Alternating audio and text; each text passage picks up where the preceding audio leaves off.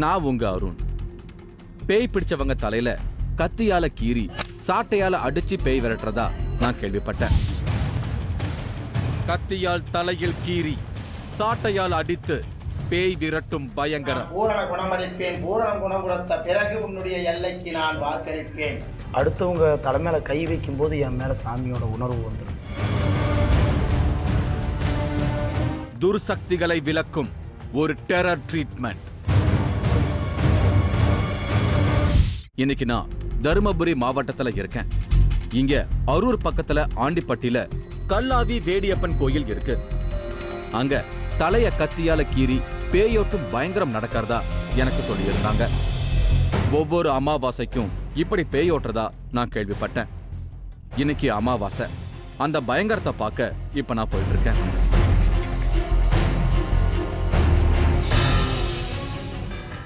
ஆண்டிப்பட்டி ஊர் எல்லையில இருக்கு வேடியப்பன் கோயில்.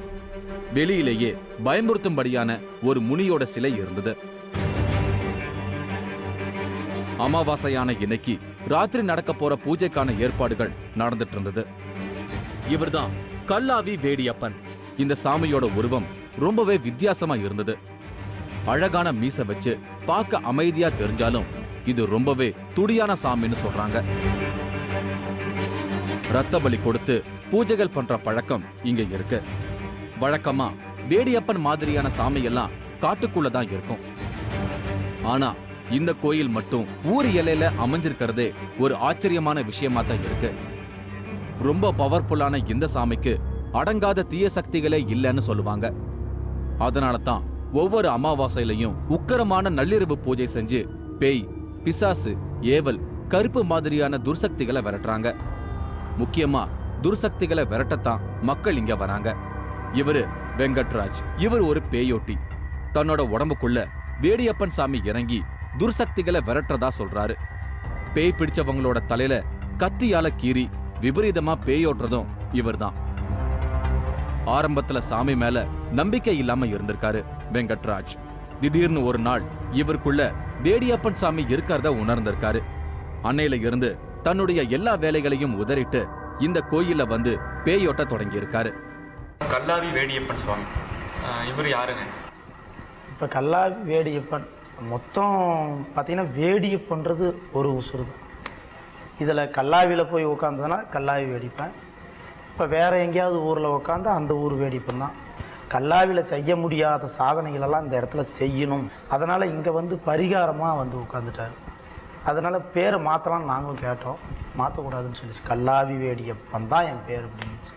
இவர்கிட்ட வந்து 17 அமாவாசை வரன்னு சொல்லி சத்தியம் பண்ணிட்டானா அவன் குடும்பத்தை மொத்தத்தையும் இவர் பார்த்துக்குவார். பேய் பிடிச்சவங்க, செய்வினை, பில்லி சூனியம் மாதிரியான துர்சக்திகளால பாதிக்கப்பட்டு வரவங்களோட பிரச்சனைகளை இவர் தீர்த்து வைக்கிறாரு. அப்படி இவர் தேடி வரவங்களுக்கு என்ன மாதிரியான பூஜைகளை செய்யணும்னு இவரோட கனவுல வேடியப்பன் சாமி வந்து சொல்லுவாராம்.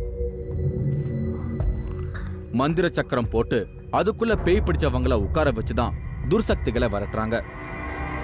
ஒரு குரு மூலமா கத்துக்க வேண்டிய இந்த மாதிரியான விஷயங்களை எல்லாம் கூட தனக்கு வேடியப்ப சாமியே கனவுல வந்து சொல்லி தந்ததா ஆச்சரியமான ஒரு தகவலை சொன்னாரு வெங்கட்ராஜ். இந்த சக்கரம் இதை இப்படிதான் செய்யணும் அப்படிங்கிற விதிமுறைகள், அந்த முறைகள்லாம் உங்களுக்கு எப்படி தெரியுங்க? இவரு கனவு சொப்பனத்துல தச்சுருவா வந்து அவரே போட்டு காட்டிய சக்கரம் தான்.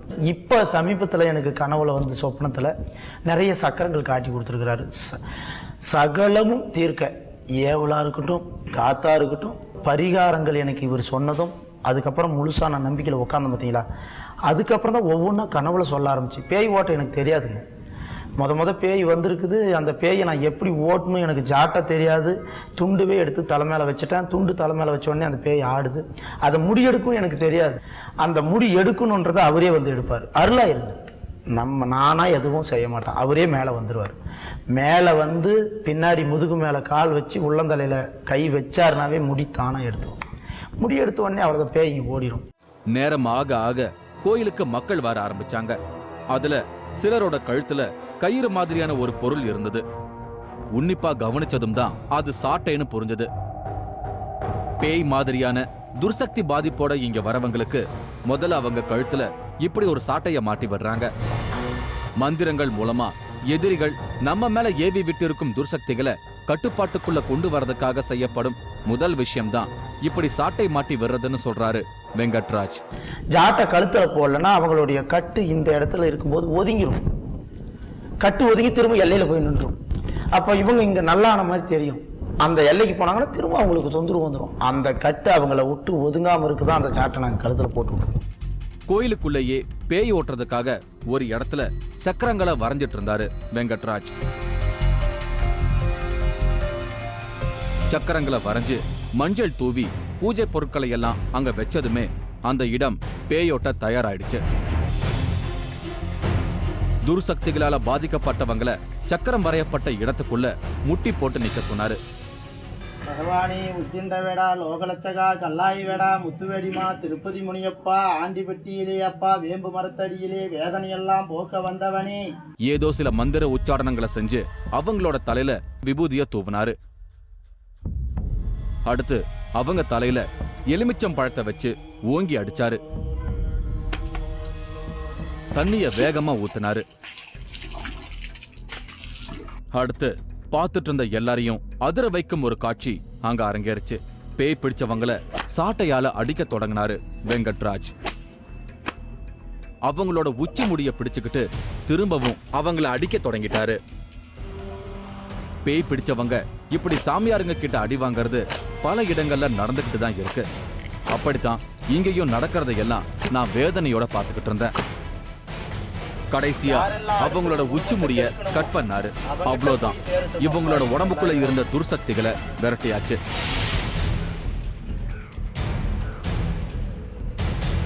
இப்ப நாம பார்த்த சாட்டையால அடிச்சு பெய்யோட்டுறது எல்லாமே பேசிக் லெவல். அதுக்கு அடுத்த லெவல் தான் தலைய கத்தியால கீறி பேயோட்டுறது. அது இனிமேதான் நடக்கும்னு சொன்னாங்க. அடுத்து நடக்க போற பயங்கரங்களை பார்க்க நான் காத்துக்கிட்டு இருந்தேன். இவங்க அருணா. இவங்க உடம்புல ஏவல் பாதிப்பு இருந்திருக்கு. உடல் நல கோளாறு ஏற்பட்டிருக்கு. அதனால தான் இங்க வந்து இந்த பூஜையில கலந்துக்கிட்டாங்க.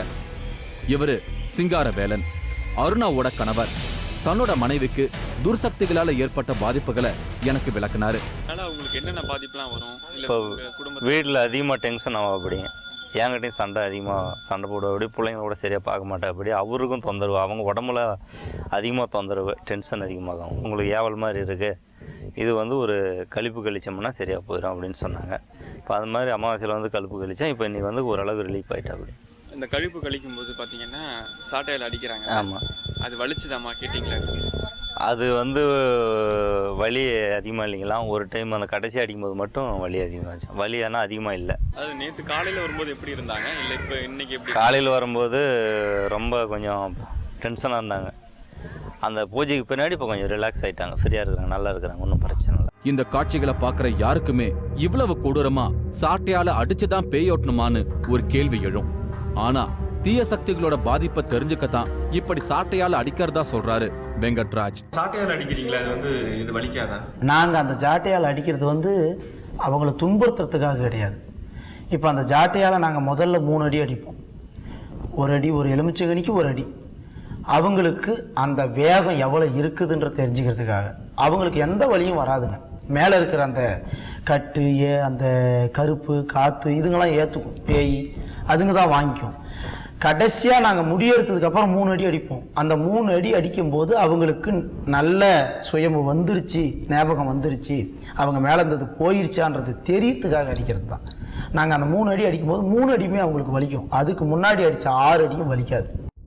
அடுத்து இதை விட பயங்கரமான முறையில இப்ப பேயோட்டுற சடங்கு ஆரம்பமாச்சு.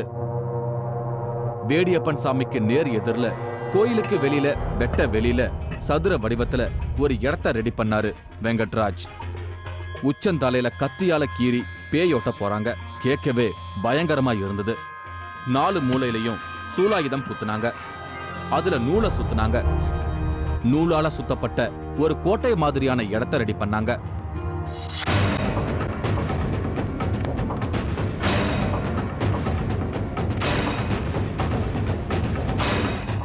இவர் கண்ணன்.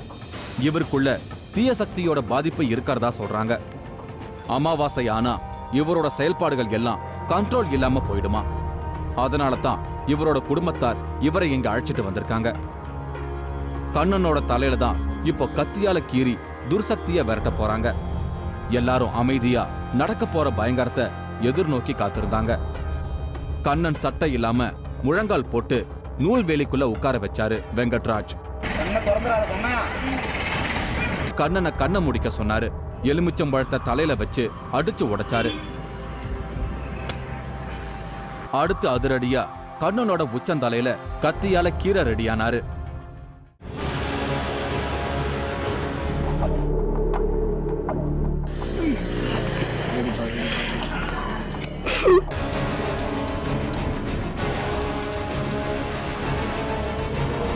ஆச்சி மசாலா வழங்கும் 3வது cut powered by twin birds legging. இடைவேளைக்கு பின் தொடரும்.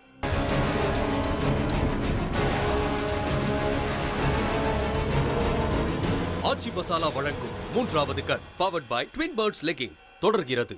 நான் இன்னைக்கு தருமபுரி மாவட்டத்துல இருக்கேன். இங்க அரூர் பக்கத்துல இருக்கிற ஆண்டிப்பட்டியில வித்தியாசமான ஒரு பேயோட்டி இருக்காரு. இவர் பேய் பிடிச்சவங்க தலையில கத்தியால கீறி பேய் விரட்டுறதா நான் கேள்விப்பட்டேன். அந்த பயங்கர பூஜைகளை பார்க்கத்தான் இன்னைக்கு நான் இங்க வந்திருக்கேன். கண்ணனோட உச்சந்தலையில கத்தியால கீரை ரெடியானாரு. அதை பார்த்துக்கிட்டு இருந்த எனக்கு பகீர்னு இருந்தது. கையில கத்தியோட தலையில கீரை வேண்டிய இடத்த வெங்கட்ராஜ் தடவி தடவி பார்த்தாரு. எல்லாரும் பயத்தோட அவரையே பார்த்துக்கிட்டு இருந்தாங்க. ஏதாவது விபரீதம் நடந்தா அதை எப்படி கண்ணனால தாங்கிக்க முடியும் அப்படிங்கிற எண்ணம் எனக்குள்ள வந்தது. ஒருத்தரை தலைய பிடிச்சுக்க சொல்லி கத்தியால அழுத்தி தலையில கோடு போட்ட மாதிரி அழுத்தி கீர்னாரு. கத்தியோட கூர்மையான பகுதியை கரெக்டா உச்சந்தலையில வச்சு உள்ளங்கையால அழுத்தி தட்டினாரு. இவர் செய்யறதையெல்லாம் பார்த்தன்னா பதறி போன.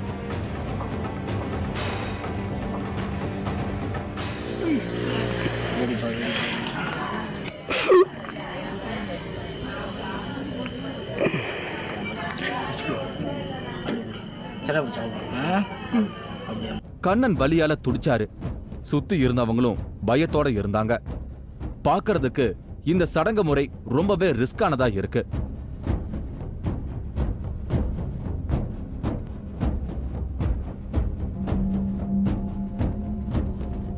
ஓஷோ மாதிரியான ஞானிகள் யோகாவுல தலைகீழா நிக்கும் சிரசாசனத்தையே தப்புன்னு கண்டிக்கிறாங்க.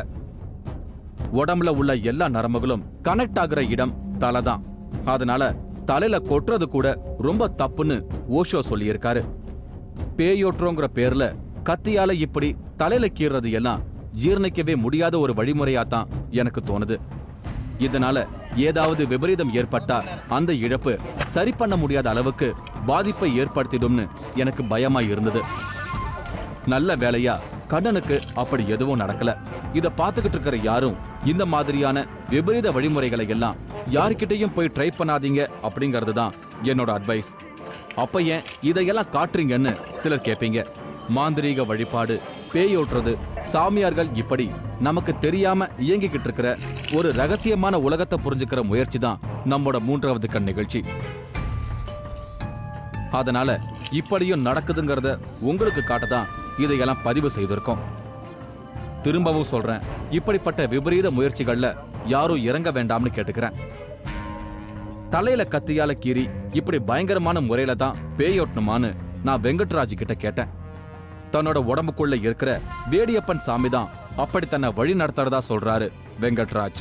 அதாவது சாமி சொன்னதாக தான் அந்த பரிகாரம்லாம் கழிக்கிறீங்க, தலையில் வந்து கத்தி வச்சு கீறி ரத்தம் வர அளவுக்கு. உங்களுக்கு பயமாக இருக்காது? ஏன்னா இன்னொருத்தவங்க தலையை வச்சு கீறும்போது அதை நீங்கள் எதுவும் பயப்பட்டது இல்லையா செய்யும்போது? அது நான் கீறினா தானே எனக்கு தெரியும். அந்த டைமில் தான் வந்து கடவுள் என் மேலே வந்துடுறாரு. இல்லை, அதை முதல் முறை செய்யும்போது நீங்கள் எப்படி ஃபீல் பண்ணீங்க? ஏன்னா சாமி சொல்லி ஃபஸ்ட் டைம் செய்கிறீங்க, செஞ்சு முடிச்சதுக்கப்புறம் எப்படி ஃபீல் பண்ணீங்க? செய்யும்போது ஏதாவது உங்களுக்கு தோணுச்சா? சாமி சக்கரத்தை வந்து சொல்லிட்டு மலையாறது உண்டு. ஆனால் அடுத்தவங்க தலைமையில கை வைக்கும்போது என் மேலே சாமியோட உணர்வு வந்துடுது. சாமியோட உணர்வு வரும்போது நான் என்ன பண்ணுறோன்றது மட்டும்தான் தெரியுது ஒழிய அதை எப்படி பண்ணுறோன்றது நமக்கு தெரியுதுங்க. ஆனால் செஞ்சதுக்கப்புறம் பார்த்தா எனக்கே ரொம்ப ஏன்னா உயிர் போயவும் அப்படின்னு கூட சொல்லியிருந்தீங்க. ஆனால் அந்த எந்த வலியும் அவங்களுக்கு தெரியாது. அது நம்ம பார்க்கணும்.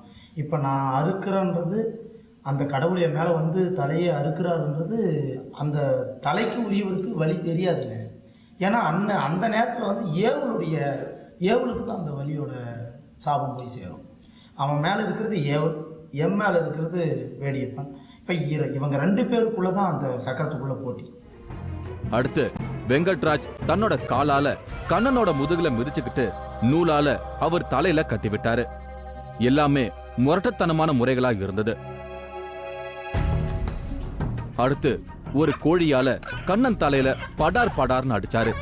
அந்த கோழி வலியால கத்துச்சு. துள்ளி விழுந்தது. உடனே வெங்கட்ராஜ் கோழியோட தலைய கையால பிச்சாரு. திகிலோட எல்லாரும் பார்த்துக்கிட்டு இருந்தாங்க. பிச்சை எடுத்த கோழியோட தலைய கண்ணனோட நெத்தியில வச்சாரு. அப்புறமா கோழி ரத்தத்தை நெத்தியில தடவி விட்டாரு.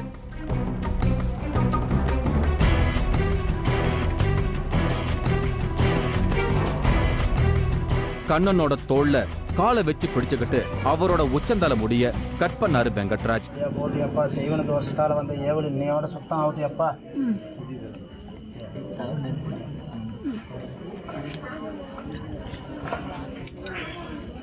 எலுமிச்சம் பழத்தல கற்பூரம் ஏத்தி சுத்துனதோட இந்த உக்கிரமான சடங்குகள் முடிவுக்கு வந்தது. இப்படி பயங்கரமா செய்யற இந்த சடங்கு முறைக்கு சகல தோஷ நிவர்த்தின்னு பேர் குறிப்பிடுறாரு வெங்கட்ராஜ். இப்போ அந்த கழுப்பு கழிக்கும் போது பார்த்தீங்கன்னா நாங்கள் தலையை அறுப்போம். அது அறுத்து தான் ஆகணும். ஏன்னா அவனுடைய புது ஆவி பிறப்பு. அந்த தலையை நாங்கள் கீறும்போது பார்த்தீங்கன்னா ரத்தம் வரணும். தலையை அறுக்கும் போது கண்டிப்பாக நவகோள்கள் பார்த்துனே இருக்கும். ஏன்னா அவன் மேலே ஒரு திசை இந்தே ஆகணும். ராகு இருக்கும், இல்லை கேது இருக்கும், இல்லை சனி இருக்கும், புதன் இருப்பான், இல்லை குரு இருக்கும். ஏதோ ஒரு திசை அவன் மேலே நடக்கும். மண்டையை அறுக்கும் போது எழுதிய பிரம்மன் சத்தியமும் பார்த்தே ஆகணும். நம்ம எழுத்த இவன் அழிப்பானா இல்லை காப்பாற்றுவானான்னு. அப்போ அந்த பிரம்மன் கொடுத்தே ஆகணும் வரோம். அவன் நான் எழுதின எழுத்து தப்பு ஆகக்கூடாது, இந்த பையன் பிறக்கணும், திரும்ப அவனுக்கு உயிரழிவு வரக்கூடாது, மேலே இருக்கிற ஏவல் சுத்தம் ஆகணும்னு இவர் சொன்ன சத்திய வாக்கில் அதை தலையை அறுத்து நாங்கள் தேய்க்கிற சூடு ஏறி அவனுடைய இந்த இருக்கிற பைத்திய குணமெல்லாம் மாறி ஏவலெல்லாம் அவனை விட்டு ஓடி நாங்கள் உச்சி முடி எருக்கும்போது எங்களுக்கு உத்தரவு தெரிஞ்சிடும். நாங்கள் கோழியை நான் செய்யும்போது பார்த்தீங்கன்னா என்னுடைய உணர்வு இருக்காது. உங்களுக்கு ரஜினி பிடிக்குமா கமலை பிடிக்குமா?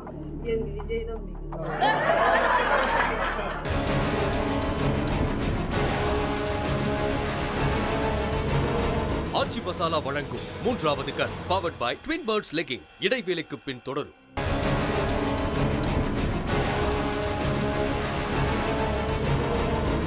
ஆச்சி மசாலா வழங்கும் மூன்றாவது கண் powered by twin birds legging தொடர்கிறது. நான் இன்னைக்கு தர்மபுரி மாவட்டத்துல இருக்கேன். இங்க அரூர் பக்கத்துல ஆண்டிப்பட்டியில இருக்கிற கல்லாயி வேடியப்பன் சாமி கோயில் இருக்கு. அமாவாசை நள்ளிரவு பூஜை பயங்கரமா நடக்குது. இது வரைக்கும் வேற எங்கேயும் பார்க்காத அளவுக்கு விபரீதமான முறையில இங்க பேய் ஓட்டுறாங்க. பேய் பிடிச்சவங்க தலையில கத்தியால கீறி சாட்டையால அடிச்சு பேய் ஓட்டுறாங்க. அதையெல்லாம் பார்க்கத்தான் நான் இன்னைக்கு இங்க வந்திருக்கேன். இந்த அளவுக்கு பயங்கரமான பூஜைகள் செய்யற வெங்கட்ராஜ் சில வருஷங்களுக்கு முன்னாடி வரைக்கும் சாமிய வெறுத்திருக்காரு. இவரோட குடும்பத்துல நடந்த ஒரு மரணத்தால இவருக்கு கடவுள் நம்பிக்கை இல்லாம போயிருக்கு. இவரோட உடம்புக்குள்ள திடீர்னு வேடியப்ப சாமியோட சக்தி இறங்கி அருள் வர ஆரம்பிச்சிருக்கு. ஆரம்பத்துல அதை புரிஞ்சுக்க முடியாம குழம்பி போயிருக்காரு. அப்புறமா தான் தனக்குள்ள வரது வேடியப்ப சாமியோட அருள் தான்னு இவருக்கு நம்பிக்கை வந்திருக்கு. நீங்க வந்து இப்படி ஆன்மீகத்துக்கு வரதுக்கு முன்னாடி 2 ஜேசிபி வச்சிருக்கீங்க, கவுன்சிலராகவும் இருந்திருக்கீங்க. ஆனால் அதையெல்லாம் விட்டுட்டு ஒரு கோவில் பூசாரியா ஏன் வந்தீங்க? இதுக்கு ஏதாவது காரணம் இருக்கா? எனக்கு தெய்வம் என் மேலேயும் இருக்குதுன்றத ஒரு நாள் நான் உணர்ந்தேன். எங்கள் ஊருக்குள்ளே சாமி இருக்காங்க. அந்த சாமி எடுக்கும்போது நானும் அந்த இடத்துல இருந்தேன். என்ன இந்த கட்டை தூக்கி இந்த மாதிரி பண்ணுறாங்களே, இது உண்மைதானான்னு போய் நிற்கும் போது என் மேலேயும் அந்த உணர்வு வந்துடுச்சு. ஓ, அப்போ நம்மளுக்கு அந்த சாமி பிடிக்குது, அப்போ நம்ம இதுக்கு மேலே விரதம் இருந்து தான் பார்க்கலாம் என்ன நடக்குதுன்னு. வாரத்தில் 2 நாள் விரதம் இருக்கையில் 1 வருஷத்தில் என் மேலே சாமி. அப்போ சாமி இது ஏதோ சும்மா எல்லோரும் மேலே வர்ற மாதிரி தான் நினச்சேன் நான். 16 நாளாக என் மேலே உக்கிரமாக இருந்தது. சோறு சாப்பிட முடியாமல், சர்ட்டு போட முடியாமல், செருப்பு போட முடியாமல் தானாகவே அது உருவாயிடுச்சு. ஆரம்பத்துல ஒரு சின்ன மரத்தடியில் ஆரம்பிக்கப்பட்ட கோயில் இப்போ இந்த அளவுக்கு வளர்ச்சி அடைஞ்சிருக்கு. நேரம் நள்ளிரவை தாண்டி இருந்தது. நிறைய பெண்களும் ஆண்களும் கோயில்ல காத்திருந்தாங்க. இந்த வேடியப்ப சாமி மேல நம்பிக்கை வச்சு இவ்வளவு பேர் இந்த நட்ட நடு ராத்திரியிலையும் காத்திருந்தது எனக்கு ஆச்சரியத்தை ஏற்படுத்துச்சு. அடுத்து வேடியப்ப சாமிக்கு பூஜைகளை செய்ய தொடங்கினாரு வெங்கட்ராஜ். துர்சக்திகளை விரட்ட ஏற்கனவே சக்கரத்துல உட்கார வச்சு பூஜை செஞ்சவங்க எல்லாரும் இந்த பூஜைக்கு வந்திருந்தாங்க. இப்போ இங்க நடக்க போற பூஜையில துர்சக்திகளால பாதிக்கப்பட்டவங்கள வேடியப்ப சாமி முன்னாடி நிக்க வைப்பாங்க. அவங்க உடம்புக்குள்ள இருக்கிற பேய் மாதிரியான துர்சக்திகள் இனி அவங்க உடம்புக்குள்ள வர மாட்டோம்னு இங்க சத்தியம் செய்யணும். அப்படி சத்தியம் வாங்கிட்டு முழுசா பேயோடுற சம்பவம் தான் இப்ப நடக்கவிருக்கு. வெங்கட்ராஜ் பம்பை அடிக்க ஆரம்பிச்சாரு. எல்லாரும் லேசா ஆடத் தொடங்கினாங்க. அமைதியா சாமி கும்பிட்டு இருந்த நிறைய பேரு திடீர்னு ஆட ஆரம்பிச்சாங்க. ஒரு நடுத்தர வயது பெண் உக்கரமா ஆட ஆரம்பிச்சாங்க. வெங்கட்ராஜ் அவங்க உடம்புக்குள்ள வந்திருக்கிறது பேய்தான்னு தெரிஞ்சுக்கிட்டு உச்சந்தல முடிய பிடிச்சு தூக்குனாரு. எத்தனை பேர் அந்த உடம்புக்குள்ள இருக்கீங்கன்னு கேட்டாரு. அந்த பெண் 5 பேர் இருக்கிறதா பதில் சொன்னாங்க. எத்தனை பேர் இவன் மேல இருக்கிறீங்க? நாங்க மொத்தம் 5 பேர் இருக்கிறோங்க. ஏன் அவங்களா கூட்டாளிங்களா? அவங்க கூட்டாளிங்களா? அந்த பெண் உருண்டு குப்புறப்படுத்தவாறு பதில் சொன்னாங்க.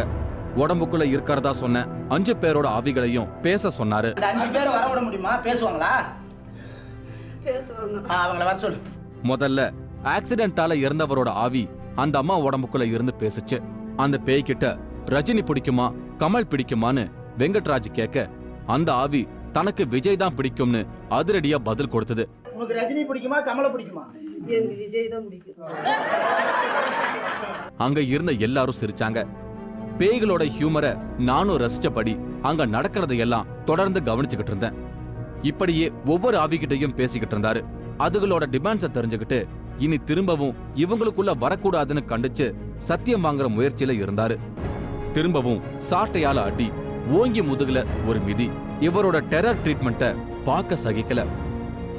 அடி போதாதுன்னு மோசமான வார்த்தைகளால திட்டி ஒரு வழியா கற்பூரம் ஏத்தி ஆவிகள் கிட்ட சத்தியம் வாங்கினாரு. அவங்களோட உச்சி முடிய பிடிச்சு இழுத்துக்கிட்டு கோயிலுக்கு வெளியே வந்தாரு. சூலாயுதத்துல எலுமிச்சம்பழம் வச்சு அந்த முடிய கட் பண்ணாரு.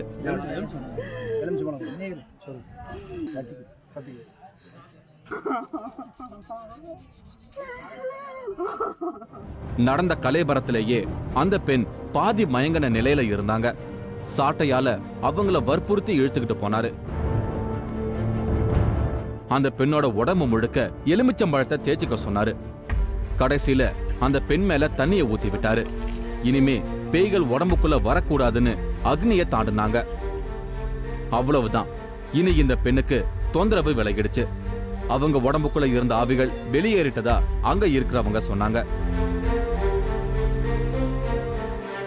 இன்னைக்கு நான் பார்த்த இந்த பயங்கரத்தை என்னால வாழ்நாள் முழுக்க மறக்கவே முடியாது. இன்னமும் அந்த பதட்டம் அகலாம அங்க இருந்து நான் புறப்பட்டேன். அடுத்து ஒரு அமானுஷ நிகழ்வோட மீண்டும் உங்களை சந்திக்கிறேன். அதுவரை உங்களிடமிருந்து விடை பெறுகிறேன்.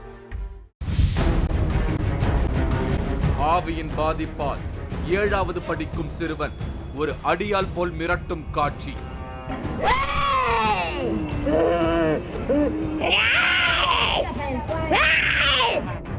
ஸ்டான்லி தர்காவில் அரங்கேறும் அமானுஷ்யம்.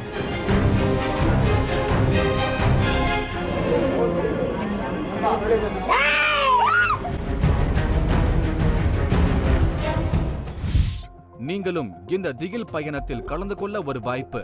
3வது கண் டிவி ஷோ என்ற ஃபேஸ்புக் பக்கத்தில் எங்களோடு இணைந்திடுங்கள். உங்களது அமானுஷ்ய அனுபவங்களை பதிவு செய்து இந்த நிகழ்ச்சியில் பங்கு பெறும் வாய்ப்பை பெறுங்கள்.